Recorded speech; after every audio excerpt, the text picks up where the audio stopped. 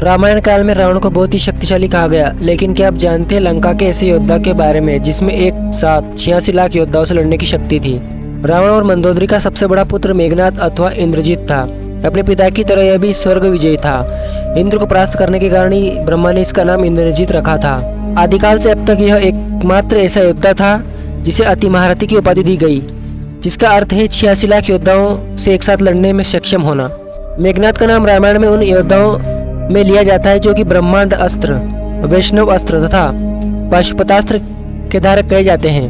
मेघनाद ने अपने गुरु शुक्राचार्य के सानिध्य में रहकर और त्रिदेवों द्वारा कई अस्त्र शस्त्र एकत्र किए।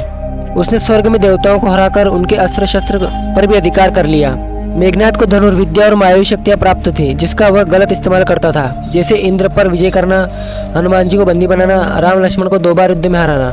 मेघनाद को यह वरदान प्राप्त था कि उसका वध वही कर सकता है जिसने 12 वर्ष तक नींद और भोजन का परित्याग कर दिया हो और 12 वर्ष तक ब्रह्मचर्य का पालन किया हो।